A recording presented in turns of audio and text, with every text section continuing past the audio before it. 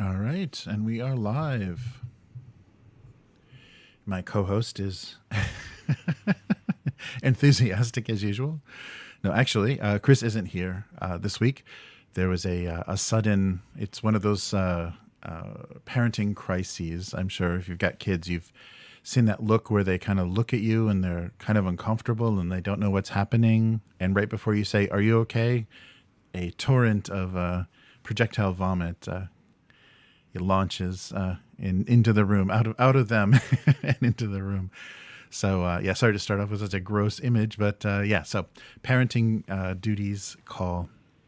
So hopefully Chris will be back next week, and hopefully it's not serious. So if it's just a 24-hour stomach bug. So we will see. So it's just me, and Matt is in the chat. Hey Matt, how's it going? Watching Twitter burn.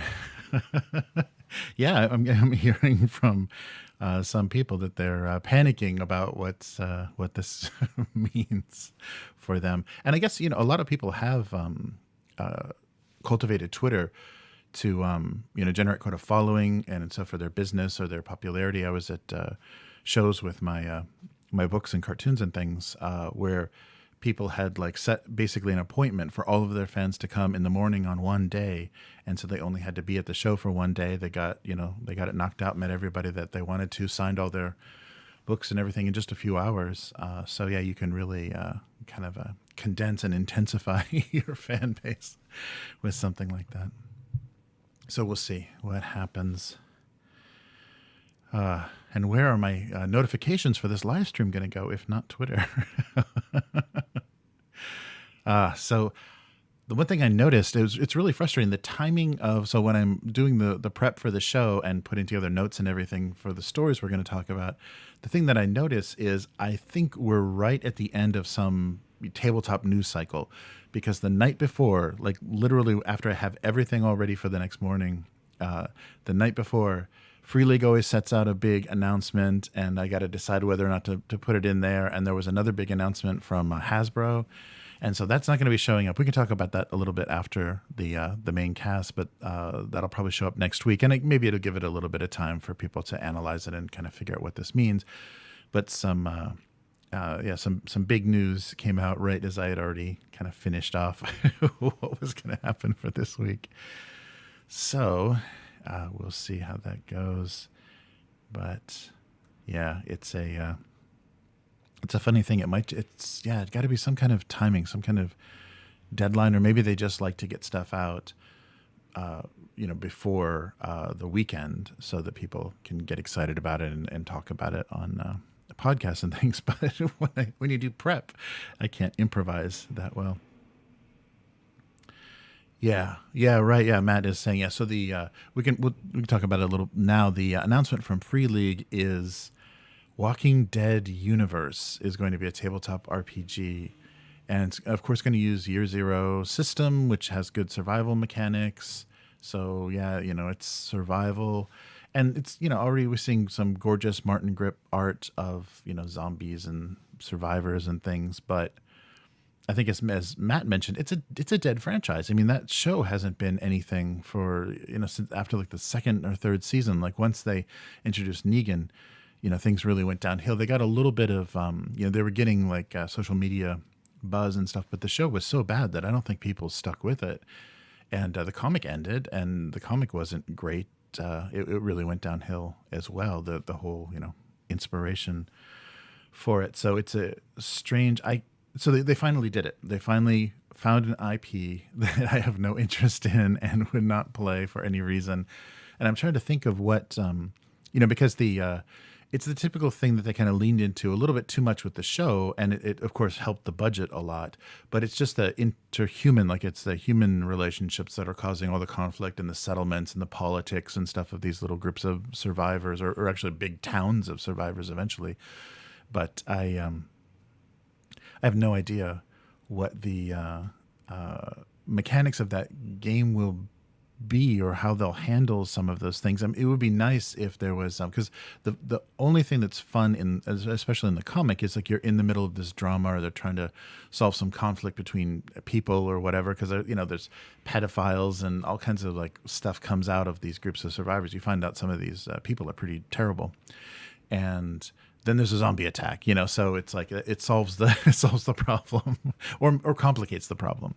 So we'll see what they actually do for mechanics. I mean, they did really great stuff with Blade Runner, but I just don't think there's enough meat there. I don't know. Yeah, they'll probably come up with something interesting for zombie attacks and how you're interacting with them and how to kind of prioritize between tension and conflict between characters, and then conflict between and then NPCs and zombies. But I don't know. No idea. Okay, I'm going to add. Sorry, this is something so we're going to talk a little bit about War Games Atlantic, and they don't have a good logo online. So the thing I'm going to do to compensate for my lack of co-host is pop up some graphics. So we can get rid of my dancing girl here and put this. So yeah, they have the WebP graphic deal. So I had to get a quick capture. So we'll be talking about these guys, little sneak peek there. So I'll just pop up some logos next to me so that it won't look so empty. It'll look a little bit more asymmetrical, news balanced. So Matt's saying it's probably an adaptation of the Twilight 2000 version of the Year Zero engine. Yeah, people are already hacking it into zombie campaigns. Oh, yeah. So maybe they're paying attention. I just don't like that. AMC owns the rights to it. They should have gone directly for comic book rights. I would have liked that more than actually TV show rights, because AMC is featured prominently. And in the announcement or in the coverage, I don't know if it was in the press release, they talked about an actual play produced by AMC Studios and stuff. So they'll probably put some people in zombie makeup and whatever. So they're going to try to make this a bit of a spectacle. I don't know if Free League should get involved in this. I mean, I guess they're trying to grow and be more dominant, and yeah, if they've got the funding and they think the interest is there. And I have no idea like how Walking Dead did like on international satellite and cable and streaming, if there still is satellite, cable and streaming, how it did internationally. So maybe it has, it's one of those shows that has amazing legs overseas. So in Sweden, they're like, yeah, that's a great property. Why not? Why wouldn't we license that if we had the opportunity? It just seems like one of those like unfortunate meetings at a gaming convention where it's some brand manager is getting his finder's fee for bringing AMC and Free League together. I don't know. I'm not excited about it at all, and that's so rare for Free League. But they've got such a huge catalog now. I can not be interested in all of it. It's just that their mechanics are good and the quality of their materials is so good. Yeah, I don't know. Maybe someone will drag me into trying it, but I won't be there for the Kickstarter. So, and of course, that's another thing. They're going to Kickstart it, and it'd be interesting if it was their first failed Kickstarter. I don't know how, because they've done board games. I think those were comic based, though. I think Mantic or somebody did a Walking Dead miniatures game or board game with minis. And I don't know how well that did. It was much earlier, much closer to the popularity of the show. This is waning popularity, so it would be really sad if this was the first failure of a crowdfunding failure for Free League, and that'll maybe help them put on the brakes. Yes, Matt says, Free League is getting seduced by Hollywood. They need to read Slaying the Dragon, but the cocaine, Matt, the cocaine. It's it is a little maybe a little too seductive. So I don't know. Yeah, so that news, and then I didn't read up on the details of this one, but the other piece of news that we'll discuss next week, and hopefully with Chris or at least Matt, we will talk about Hasbro is selling E1. Their whole entertainment. I don't think that thing is even like a year old or whatever, but it's the branding and department they're putting all their TV and movie and all their streaming or whatever production efforts behind their kind of entertainment part of it. They're selling that off and spinning that off, which may be good. Maybe they realize they have no expertise in this and they're just going to fail. But just as at the time, so the Dungeons and Dragons movie, which is I think under that branding, isn't even out yet. So I don't know if they're going to change the kind of ownership of that. Maybe we won't see E1 in the credits for that.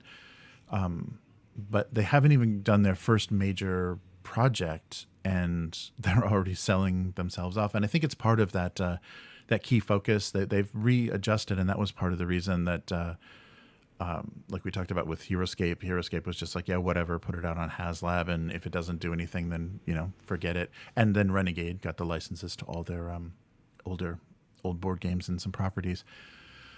Is because they're kind of focusing down on just what they see as the most profitable properties, and so it's going to be Magic and D&D, and then like My Little Pony and Transformers and stuff. The things that they're seeing numbers on, they're going to focus on all of that. So maybe they thought, and that's probably a good idea, because I think one of the companies that like notoriously overextended themselves was Lego. Like they should have always been able to dominate, but they went into like clothing and amusement parks, and Lego got so out of control with what they were doing themselves. They weren't just licensing this stuff out; they were doing so much of this stuff themselves, and really overextended themselves. Where they should have just been, buying licenses for the kits and then licensing out the Lego idea.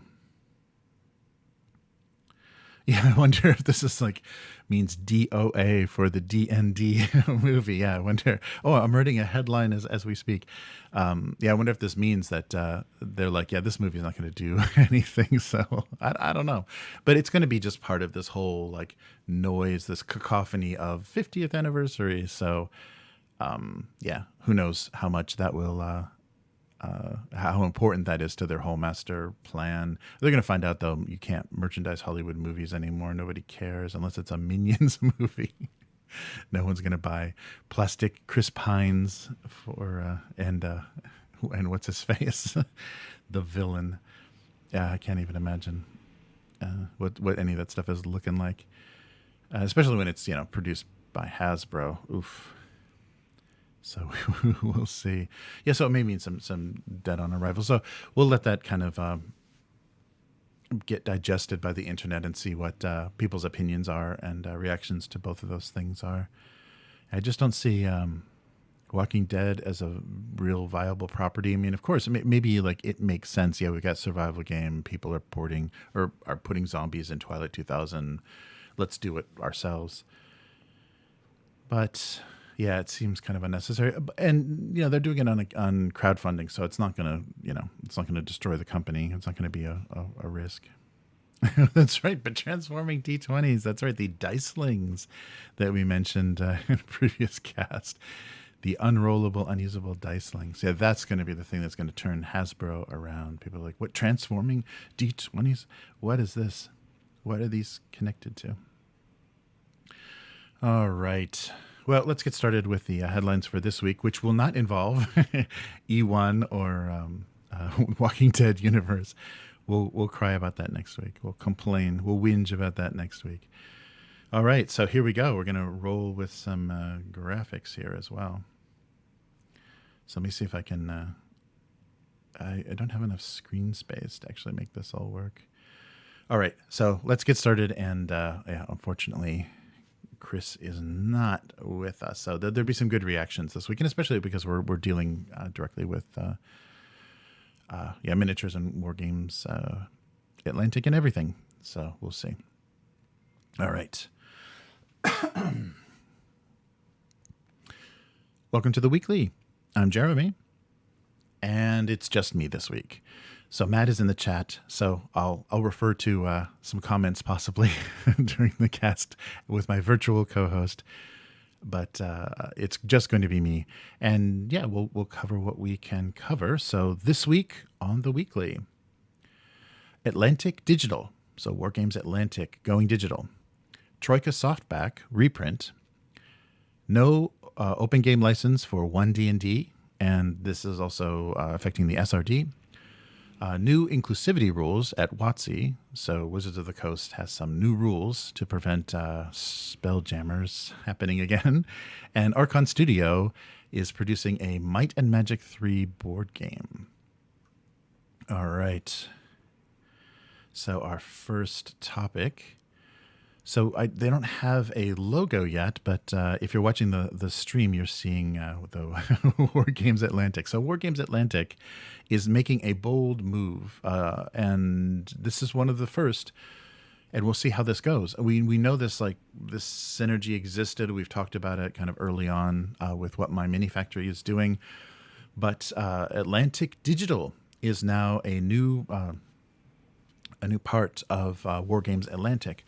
So War Games Atlantic is preparing to do what a lot of independent digital sculptors and mini makers are doing on Patreon.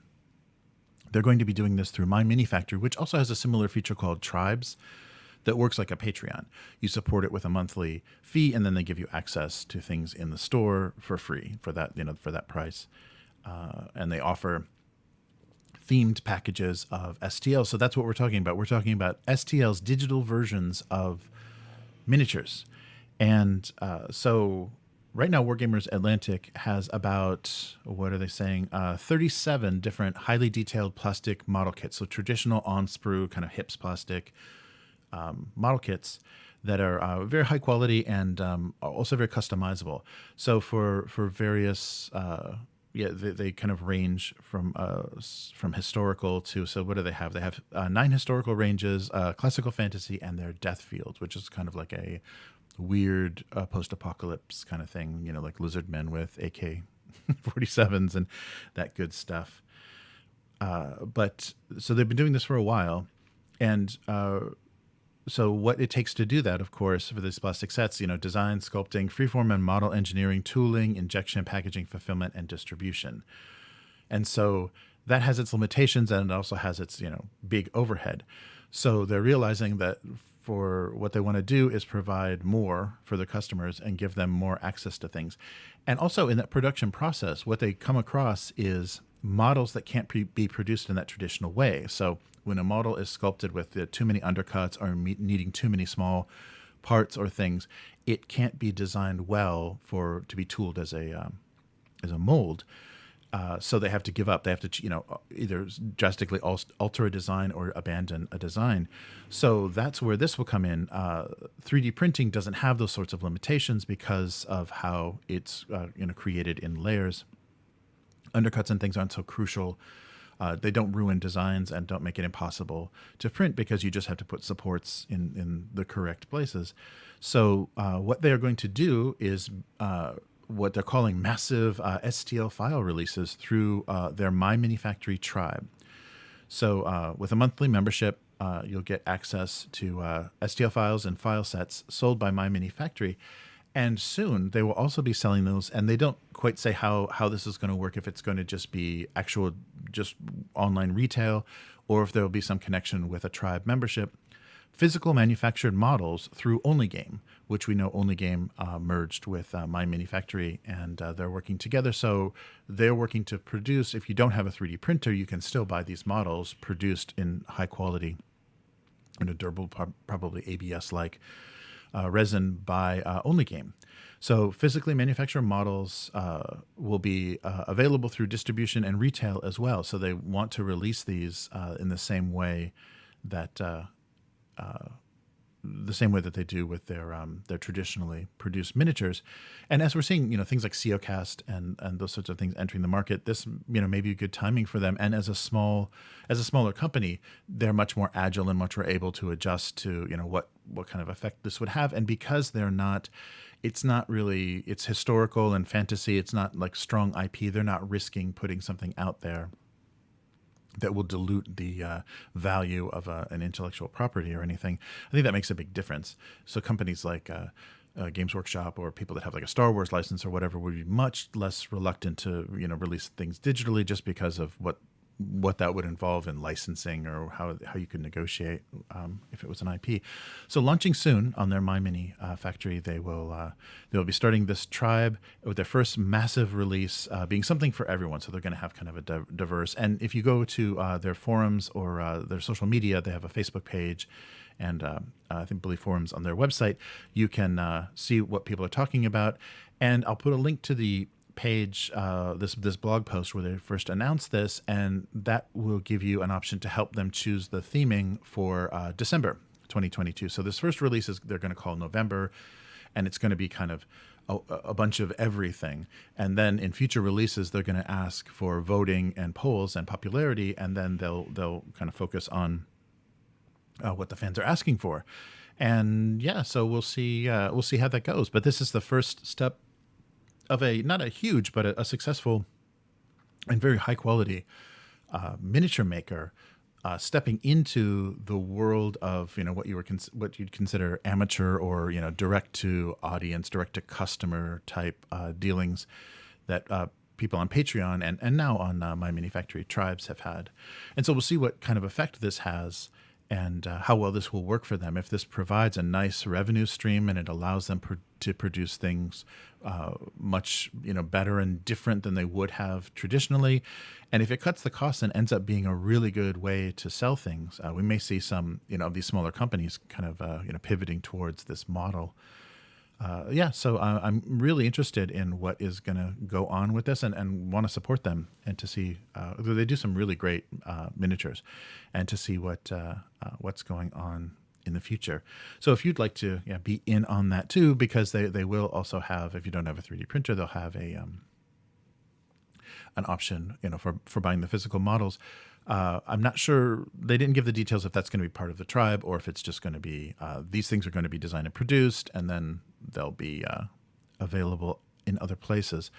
But take a look at that. And I want to know the pricing too, because it's about $10 to $15 a month is what a lot of the individual artists charge. So we'll see if they're going to go that high and how their pricing is going to work, if they're going to do tiers and give you like more models the more you support or whatever. We'll find out what that actually means. It'd be cool if they did a kind of higher price, like $20, $30, but you got physical models. Yeah, I guess the shipping though. Yeah, shipping is too prohibitive for that. You can't charge somebody monthly. I think Paizo and a few other companies have found that out with their subscription models.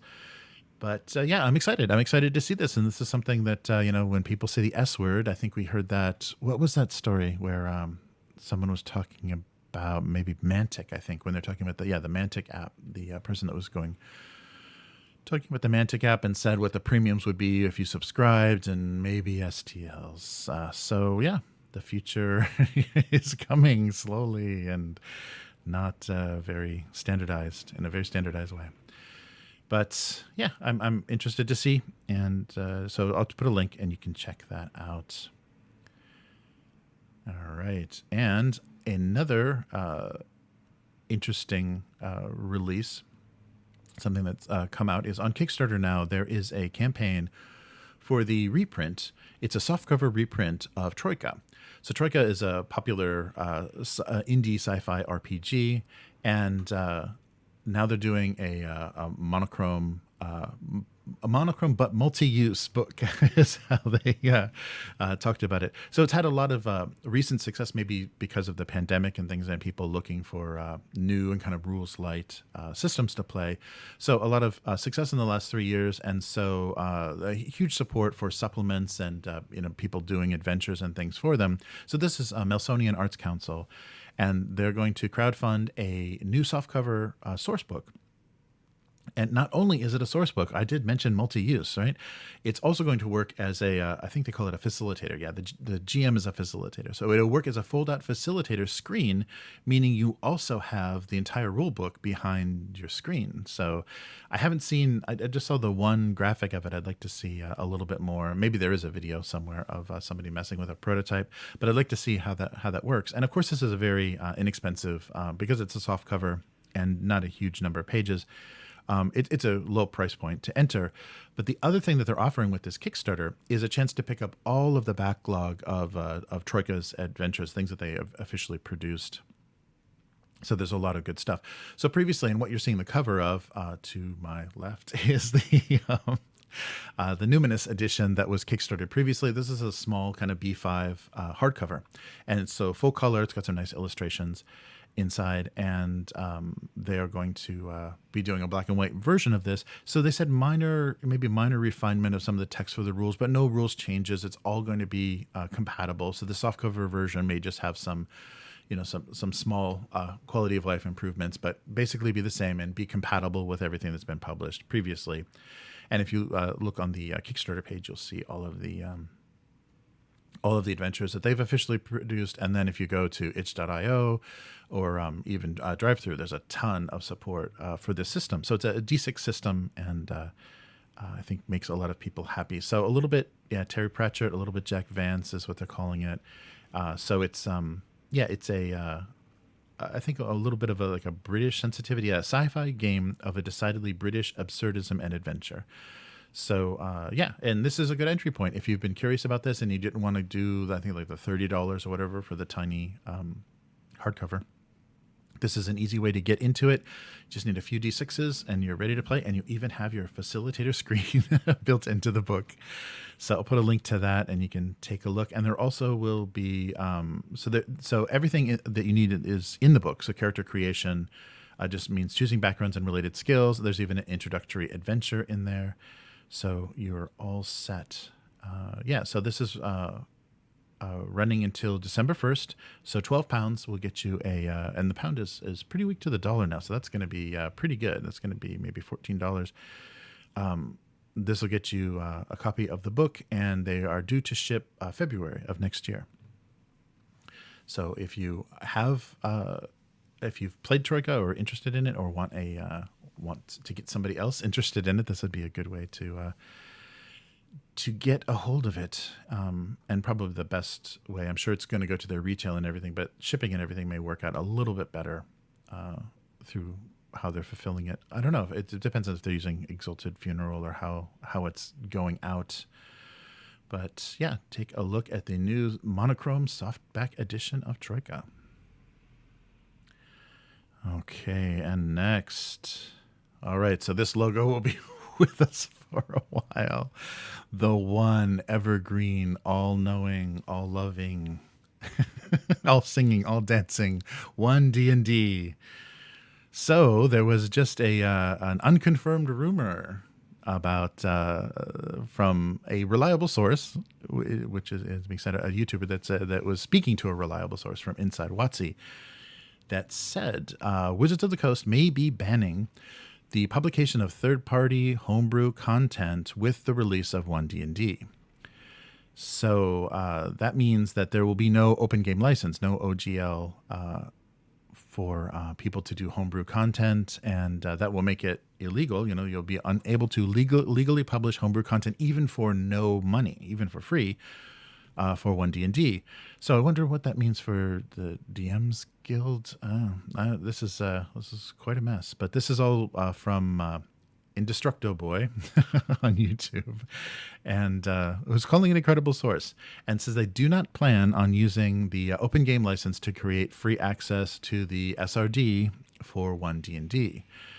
And so, yeah, that means that people that have been making a living doing 5e content, and there's a lot of development for 5e, and then as soon as one of the settings comes out for 5e, like Spelljammer, then you can produce support. You can actually do ship combat rules for that system, which they neglected to include.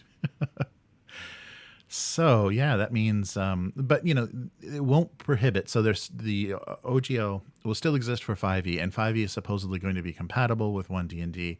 So that may be their kind of workaround. It's like, yeah, you just keep doing 5e, and but you can't use anything that would come from the whatever this constantly morphing SRD for 1D&D, because it's never gonna become another rule set. It's only going to be this evergreen changing rule set.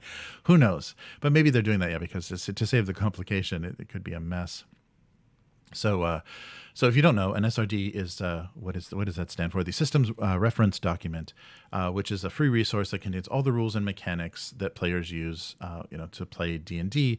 So that gives you, and then the OGL gives you guidelines what you can use and what you can't use, and if you can't use like licensed things like beholders or mind flayers or whatever they have, are keeping out. But that lets third-party publishers produce compatible supporting homebrew for Dungeons and Dragons.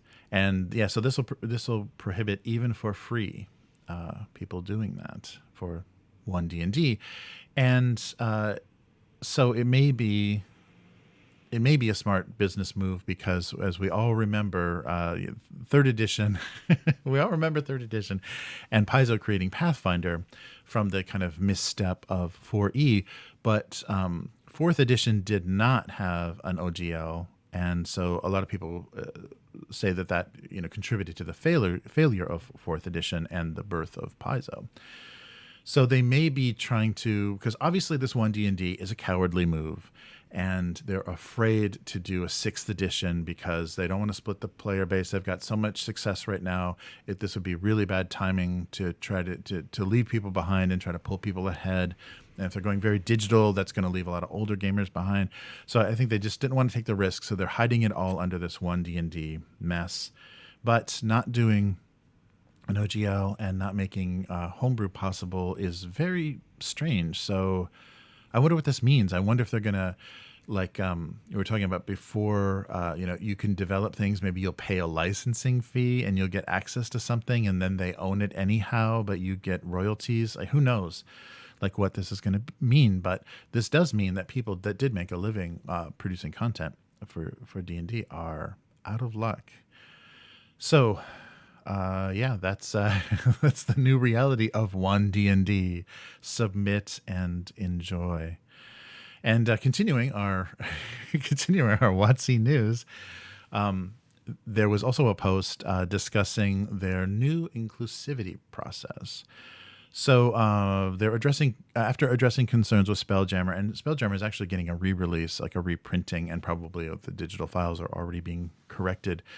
But Chris Perkins did a release that outlined the new inclusivity procedures for the role-playing game. And I wish Chris was here to help me through this, because I think it's interesting. I mean, they're obviously doing it because they've made a few mistakes, and there's a couple of worrisome things that they mention here. So fans raised concerns, of course, about offensive material in their release of Spelljammer Adventures in Space. So Perkins explains the first printing of Spelljammer included two pieces of content that fans currently flagged as offensive. First is an illustration of the Hazadi bard that resembles an offensive minstrelsy material, a minstrel show, like a minstrel character, and other racist depictions of black people. Second paragraph was about the How disease that reinforces harmful real-world stereotypes. I forget what that was. And the future reprints will admit both the illustration and offensive text, and neither of which have been reviewed by cultural experts. So moving forward, they're going to have inclusion reviews. So what does this mean? So in this blog post, they said they're hiring outside consultants, outside cultural consultants. And this is the first time they've done this. And what it will mean is a cultural consultant will be consulted. They will advise on anything that will reference ethnicities, cultures, religions, or others' identities that are represented within the game. So a consultant in this article, James Mendez Hodes, defined this, or talked about a cultural consultant being, or sensitivity reader joins you during, ideally early on in the creative process, to ensure that your project not only doesn't offend but also supports and validates the people you are talking about. So in the inclusion reviews, that will mean that the product lead on whatever book they're working on is going to initiate this review process. So the quote was, the studio's new process mandates that every word, illustration, and map must be reviewed by multiple outside cultural consultants prior to publication. Expense, expense, expense. I mean, books are already expensive to publish. If they're actually going to make the creation process this more laborious, I think we're going to see the end of physical books sooner than we expected. So while the Dungeons & Dragons team is racially, ethnically, gender, and cognitively diverse, we don't want to marginalize our marginalized employees to be burdened with the task of reviewing our content for cultural consistency. So that's competency, sorry. So that's why they're going outside. And that's why we're leveraging the expertise of outside cultural consultants. So their multi-phase process will include text creation, art creation, and again, the final project will all be part of this review phase. So after completing their reviews, the cultural consultants will resubmit written reports that are shared with the studio leadership team. The product lead then works with the art director and managing editor to develop a plan that addresses the consultant's feedback. And then once that's been accomplished, the changes will be compiled into a document and then reviewed by an executive producer. So there's going to be some financial decisions at that point too. It's like, no, this is going to take too much time, or just cut this, or there's going to be some real hack and slash and some real strange things going on at that time. So this applies not only to new texts, but also reprints. So we've already seen the warning label, the sensitivity kind of warning label that WotC is putting on all of their old editions and old materials. Does this mean that I don't think they would want to shoulder that expense, but I don't know if this means only 5e materials are moving forward, or if this means anything that's going to get resurrected or reprinted they're going to want to go back and go through this process. So so Spelljammer is about to be reprinted, and it's going to be the first book to include this inclusivity process. So if Chris was here, I would turn to Chris and I would say, what do you think about this? Is that an empty gesture? Are they really they're going to have to jack up the price of the books if they're going to be paying these outside consultants to do all of this review work on every word, every picture, every map that they produce? And the other thing that I'm thinking is, we're talking about the hive mind of the internet that is being offended by these things. An individual or a group of consultants is never going to be able to take into account the huge multitude of viewpoints and everything. They're going to have to kind of prioritize, certain marginalized groups, certain viewpoints, certain things, and they're definitely going to miss things. So they're going to pay and slow down their production process, and they're going to miss things, and they're still going to offend people. I think it's impossible. You're going to not have maybe like this, the Spelljammer case, someone's going to catch that. And, they're saying that they don't want to put the burden of people catching that on their employees, which I guess makes sense, because like workplace, if people are given or are supposed to be calling things out during production process in a creative group, then that gives some people different authority and different power, and may, kind of disrupt things a little bit. So I can see why they don't want to put that burden on people in their employ that could, be members of these groups. But at the same time, I don't think they're, with these outside consultants, they're going to be paying a lot of money. People are going to be getting rich writing reports about, I don't know, whatever they're going to be finding in this stuff, and the internet will still find something to be upset about. And it could be legitimate or could be, nitpicking. You never know. But this, I think this is just WotC saying, we're doing the right thing. We're running this through this sensitivity process, but it could still come out on the other end. So then, are they just going to fire the consultants that miss this? That is constantly be burning through these contractors to get someone that catches every possible thing. And like we were talking about before, you're basically going to, like we're seeing with some of these settings, they're watering them down to such an extent that it doesn't even feel or have any of the characteristics of original things. So why then reprint anything old?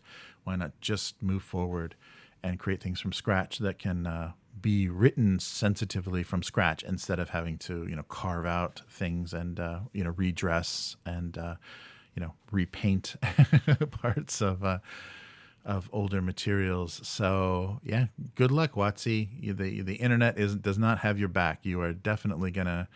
Some people will give you points for trying, and you're one of the good guys because of this this initiative. But at the same time, you can't win. There's no way. You're adding a lot of expense to the process. And what's going to be really strange is, if you're going to be dealing mostly with a digital library using one D&D or a virtual tabletop, going through, having these things that can be updated, you're never going to, every time you open these rules and these adventures, you could see changes and things happening. Like, you never know. It's going to become like software. It's going to get, little security updates so often that you're not even going to know, what I swear I read that. I swear there's going to be some flustered DM saying, wait, that NPC was definitely in this adventure. I swear I read that and now it's not here. We'll see. But yeah, I don't have a lot of confidence that that's going to be, it's just, it's like carbon credits and all these empty gestures to actually accomplish something. It's not going to do what they as it's not going to work as intended. It's not going to do what they want. But there sure will be some people, sitting on their sofas writing, putting together Excel docs of offensive things in D&D.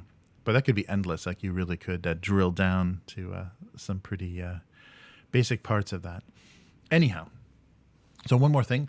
There is a crowdfunding going on, and this is, and Miguel showed me this, or brought this up to me, and it's funny that they do this. This is only their second, I think, licensed IP, but Archon Studio, a Polish board game miniatures studio, has produced a lot of miniature-heavy board games, is going to be producing a board game version of Heroes of Might and Magic 3, The Restoration of Arathia.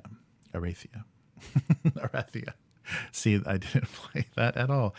Yeah, so this is a game from 1999, like a turn-based fantasy game. If you know the IP, the Heroes of Might and Magic, it kind of makes it onto consoles and gets ported around. So it's existed for quite a while. I think I had a friend that worked at a studio that they were doing a Heroes of Might and Magic port to I forget which console that even was. Whatever was going on in early 2000s. But yes, they are now doing a board game version of this, and it is a studio that produces a lot of very nice detailed miniatures. But they will be also including cards. So they're going to give you the option with this board game of playing with the miniatures or playing with the cards. And I didn't see on the pledge levels and things if that means that there's going to be a card only, like a no miniatures pledge, which would be surprising for these guys to do.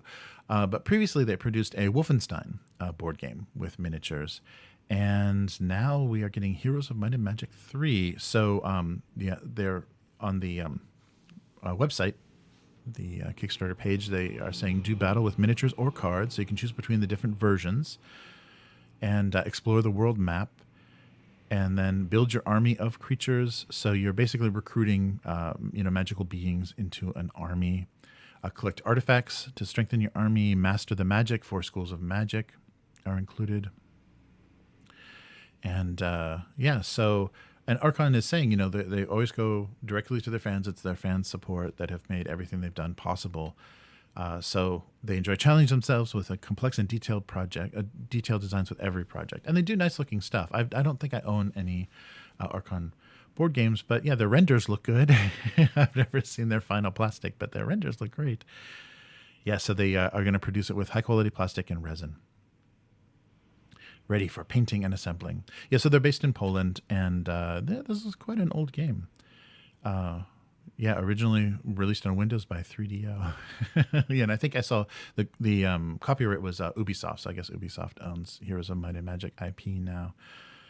But yeah, that's a surprising thing that a smaller studio is going after these IPs. And just like Free League we were talking about a little bit before the cast, Free League and their a little bit hungry for licensed IPs. But yeah, this is going to Kickstarter, so I'll put a link to the the crowdfunding page for this. And, so it's an IP, but they want to test, how viable it is and get it kind of pre-ordered and prepaid for. But previous works by Archon have been Rampart, budget-friendly wargaming terrain, Dungeons and Lasers. They did 3 editions of those. As I mentioned, the Wolfenstein board game, Vanguard of War, a tower defense board game with zombies, Chronicle X, Reload, and Load. So I guess Reload would be the sequel.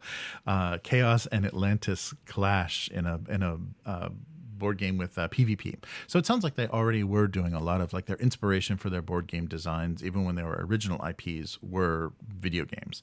So it makes sense that they keep going after that. So I've mentioned how many times video games and PC games have been produced as board games, and I don't know how to various levels of success. But there is a list now. It's not necessarily comprehensive because I think I can see stuff on the shelf from here that's not on this list. But so we'll now have Wolfenstein. Chris and I are sharing a Monster Hunter board game that's coming out. I think that's the same guys that did Monolith. I think it's Monolith, the same guys that did Conan. That's some big plastic. Bloodborne got a board game. Horizon Zero Dawn got a board game. Pac-Man got a revival board game, kind of another take on that 80s version. Gears of War has a board game. The Witcher adventure game is based on that RPG. The Fallout, there's a Fallout board game, Sid Meier's Civilization, Doom, Resident Evil 2, XCOM. Yeah, that's the one with the big tablet app. This War of Mine, which I thought was a pretty successful adaptation. Portal, the uncooperative cake acquisition game. Street Fighter got a deck building game. Five Nights at Freddy's, Survival Till 6 a.m. Dark Souls, of course. BioShock Infinite, The Siege of Columbia. The Assassin's Creed Arena. Tomb Raider, Angel of Darkness, World of Warcraft, the board game, Halo, the interactive strategy game, and StarCraft, the board game. So yeah, there've been a lot. There's been a lot of these, and I'm sure a lot of them are. This is when I think of those like cheap licensed board games. I think of like the Star Wars board game or the King Kong board game from the 70s. When board games were board games, or it was like a trifold, thing that was kind of the box was the size of a small ironing board, and there were like just a couple of dice and cards or a couple of plastic tokens, and they were just real half-assed, barely related. The game itself was barely related to the IP, and they just kind of slapped on something and they get licensed some stills from the movie or whatever. But a lot of these I think are a much more serious attempt, something like Dark Souls or even the StarCraft. I think Chris has commented about how good that game was and just how fun it was. I don't know how close to an RTS it was. But so I think they've gotten a lot more serious. And, there's a lot of inspiration going back and forth between video game design and tabletop design and things. So we will see how long this continues. Some of these games, though, I can't imagine Horizon Zero Dawn or Gears of War particularly being interesting or unique in the mechanics or whatever, but they will look like the game and they will have plastic miniatures. All right. Well, that is going to do it for this week. And I hope you enjoyed, if you're watching the live stream, I hope you're enjoying the graphics. And if you're not watching, if you're only hearing the podcast, please visit us on either YouTube or Twitch for the archive of this live stream. So we get a little bit of discussion before and some kind of Q&A and discussion with the chat after what you are hearing in our normal podcast. And hopefully Chris will be back with us next week. There'll be the link to all of Chris's social media and everything in this description. And if you want to find me, you can come back Monday night, North American time, or I do a live stream and draw my single panel gag cartoon, Domestic Abuse. So if you want to read that cartoon, go to gocomics.com/domestic abuse or Abuse Cartoons, abusecartoons.com or Abuse Cartoons on all social media. And if you'd like to support what we're doing here with the weekly, please visit upturntable.com. That's all of our gaming, tabletop, actual plays, lore videos, reviews of games, and all sorts of play tests and all sorts of things that we've done. So upturntable.com. And if you'd like to become a weekling, the strongest of all patrons on Patreon, patreon.com/upturntable will help us get more better microphones, nicer cameras, less green in our live stream. And just also more direct participation and in input on what we do and what we cover. So thank you so much for listening and joining us and joining me and Matt in the chat. I'm counting Matt as a co-host this week, even though it's only a chat-based co-host. And we'll be back again next week. So later mortals from Chris, and goodbye.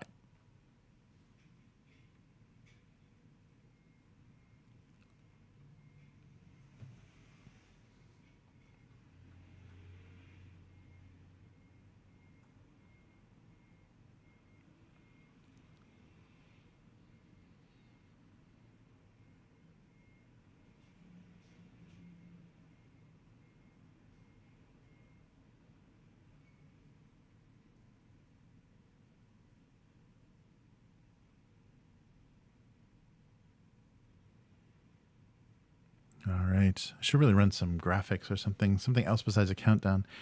It looks too mysterious. And if you've noticed my mutant sticker on the monitor, I'm putting the finishing touches on a flip through of a really cool, it's in Swedish, but it's a really cool history of the evolution of the original Mutant RPG all the way to Mutant Year Zero and hitting Mutant Chronicles along the way. Gorgeous kind of coffee table size book of all of that history, and it's cool because they give you the context and influences of everything going on in Sweden in the 80s and 90s, where all these games were evolving and what they were looking at. Gamma World was the biggest influence for the original Mutant, and so I'm doing a flip through for that, and that's going to be kind of my inspiration and one of my resources for doing kind of my own history of those games connecting. So Mutant, and then the kind of pantheon of demons, if that's the correct word, from Cult became Mutant Chronicles once they left the planet and stuff. So there's a really good evolution, a lot of great artwork, and so that's Fandrake. Fandrake is the company that does that. They're just finished up a little bit ago another really nice art book of a compilation of all the art done for Cult and all the way up to the Cult Divinity, the newer version. So they do a lot of good stuff, and they do they did the history of Adventurspiel, the original, I think the thing that became Target Games basically, but started Dragons and Demons and did Mutant and the other very popular, well-known Swedish games. And then they used the basic role-play system in the beginning. All right, so let's take a look at the chat. So hey, Matt.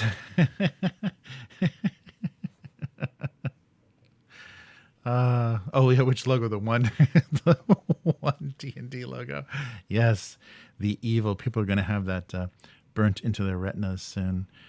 Yeah, so Matt was saying, I wonder if companies are coming around on selling STLs if it's being discussed in probably the threat of it is probably being discussed with GW, because they keep making all those rules for competitive play armies and stuff about how much original and printed modifications can be on the minis. Yeah, Troika gets a lot of support. It's interesting they're doing the softcover version, maybe because the original version, the Numinous edition, is kind of a boutique, more expensive book, and maybe it's keeping people away from the rules that want more than a PDF or whatever. So maybe this gives a better entry to people that like physical books, but don't want to go all in. Yes, yeah, Matt said yes. No OGL, that's madness.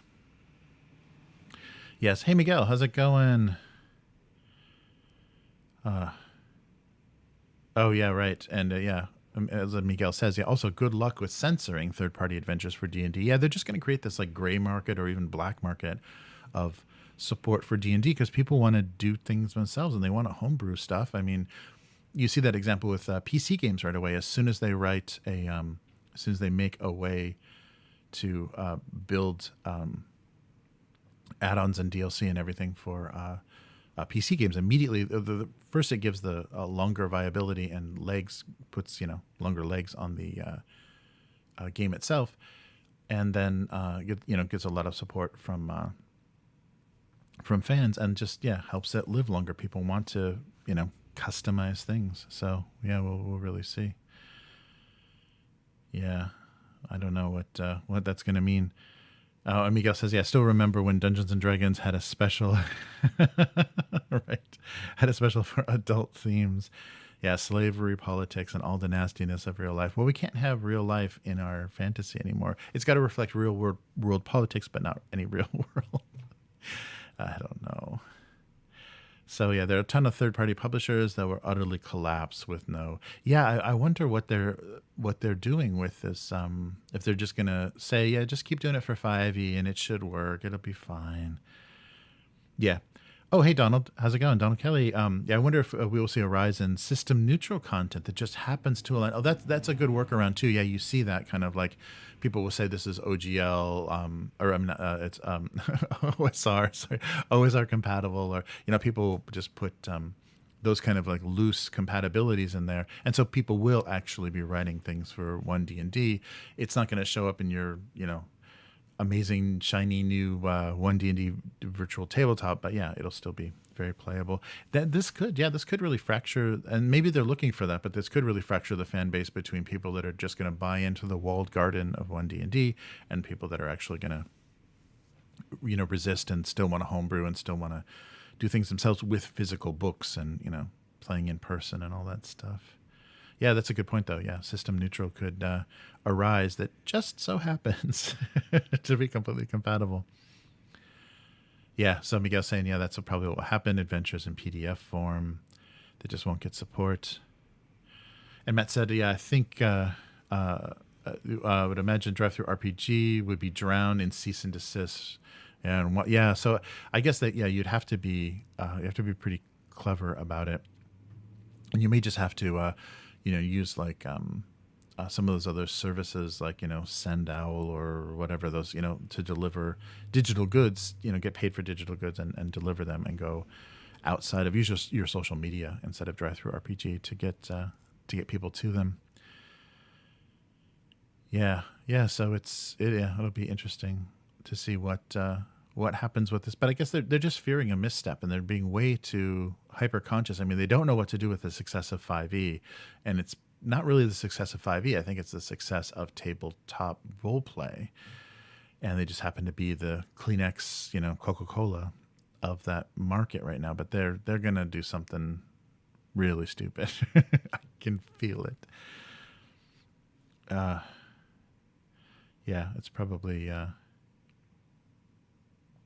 There'll be no financial rationale to chase after dozens of creators. Yeah, that's true.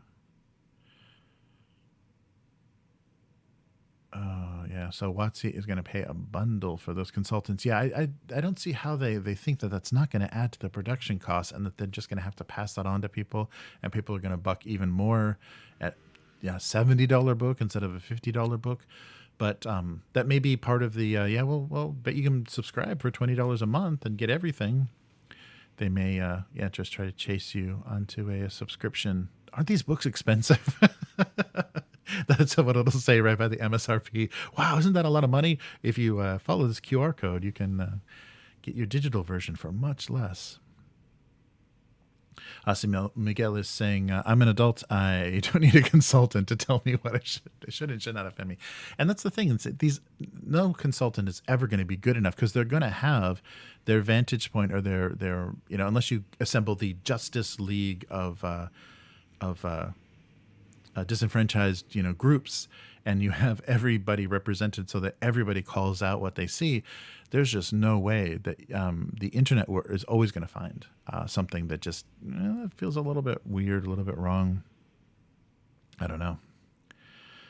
Matt says it's like D&D is this kid's version of a TTRPG now, and the adults will turn to other games. I think that's true, and I wonder if that's kind of what they're hoping for, that so they don't have to keep republishing the old settings and everything, and they'll just move forward with their every Magic the Gathering setting that they've created just in D&D. Also, if you pay top dollars to find issues, oh yeah, right, you can bet your skin that yes yes, that they will find non-stop. Oh yeah, that's true. I mean, if you incentivize, it's like, okay, we'll pay you $100 for every insensitivity you find. Yeah, they'll milk that. Yeah, consultants' interest. Yeah, yeah, they shouldn't. Yeah, it's like they need to justify their job. It's just like a lot of like middle management and stuff in corporate structures. They have to justify their existence and their paycheck, so they're just gonna screw around with things. Yeah, so we'll see a lot of like. I think that hat is a little. Yeah, it's like okay, we'll change it. Thanks for mentioning it. Oh, there we go. Yeah, Miguel Silas, Leisure Suit Larry, the board game. Oh man, yeah, those games. The yeah, titillating game that never quite happened. Leisure Suit Larry. Those are funny. So Matt said, I argue with my buddies about whether the Gears of War board game was good. I thought it was dull as hell. Yeah, I wonder. I haven't even seen the mechanics of it. I'm sure though, having all those chunky Space Marine-esque guys in plastic was fun. Yeah, it's crazy. That would definitely sell. I wonder what company like owns Leisure Suit Larry. I wonder who that was like acquired under. I'm sure it's like Ubisoft or EA or something. So they may never bring it back. You could definitely though, yeah, crowdfund that. Yeah.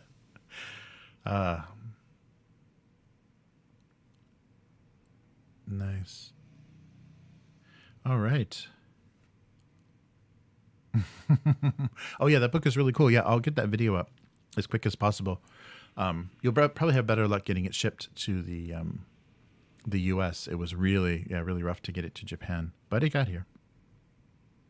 You cannot copyright or trademark like 90% of what Buzzards is using for D&D, so they could give it a try with Places and some monsters. Right. Yeah, that's true.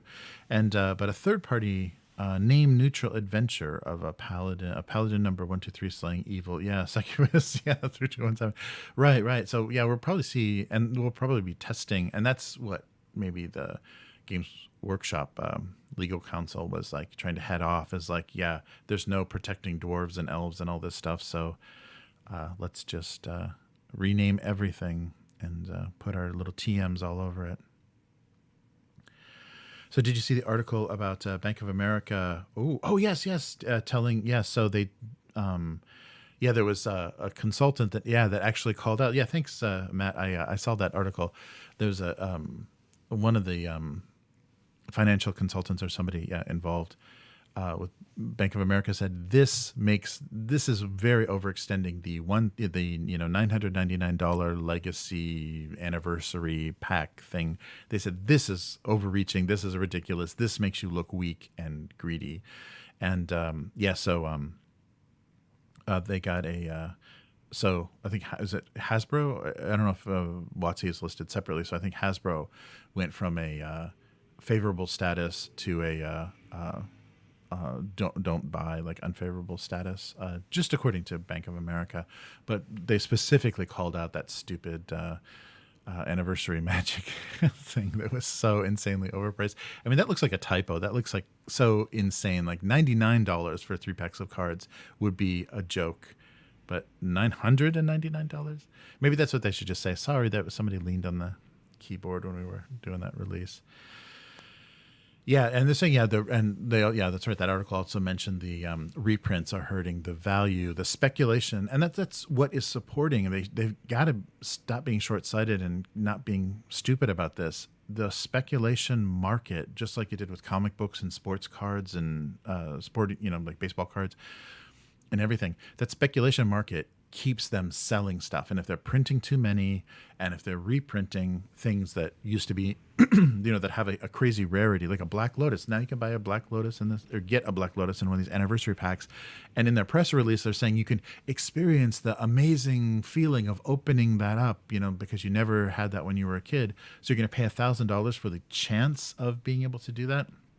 It's just crazy that they're watering down their the speculation market, and so they're not going to have like, this card is a $2,000, this graded card is worth $2,000, and keeping that whole thing alive with Magic, because I think that's really buoying the whole card market up. And they could make enough mistakes and turn enough people off, and then it just drops out. I think it's probably like the stock market, like the first as soon as a couple people start abandoning that speculator market ship, it's just going to, disappear. It's just going to collapse, like, Beanie Babies and alternative, foil, iridescent foil covers for comic books and all that stuff. But yeah, I thought that was interesting. So they're already saying they had a bad, a bad earnings report, and now they're getting dissed by Bank of America. So we will see what happens. But yeah, crazy. Well, thank you guys for hanging in there with this solo cast. And I appreciate you, Matt, being in the chat. That helped me a lot, especially in the beginning. I don't know how many times I can say Chris isn't here before people get a little bit bored. All right. Yeah, right. Crypto and Twitter. Yeah. So has there been some bigger development that I missed that is meaning the end of Twitter? Did somebody, this isn't tabletop related, but is somebody filling out they're putting a toe tag on it? And pension plans. Yeah, Miguel is right. Yeah. The disappearance of things like your pensions and yeah, but I've been hearing a lot of Twitter panic. I'm not involved enough with Twitter. It's just the receptacle of my notifications for live streams. I don't interact enough.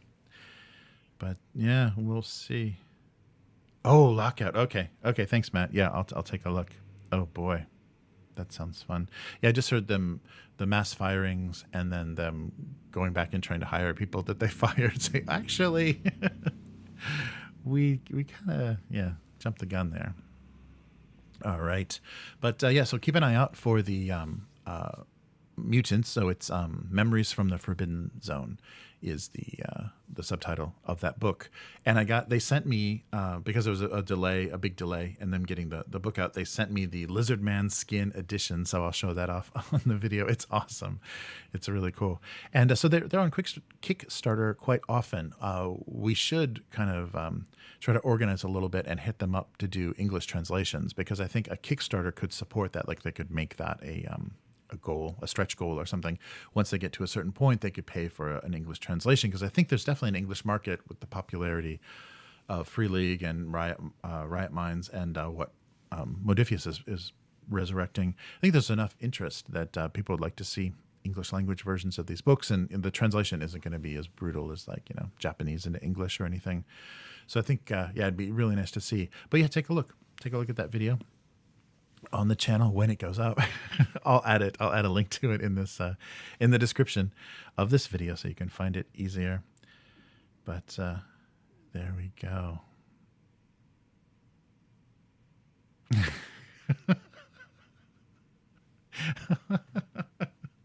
A comedy of errors. It sounds like the Twitter purchase is a comedy of errors.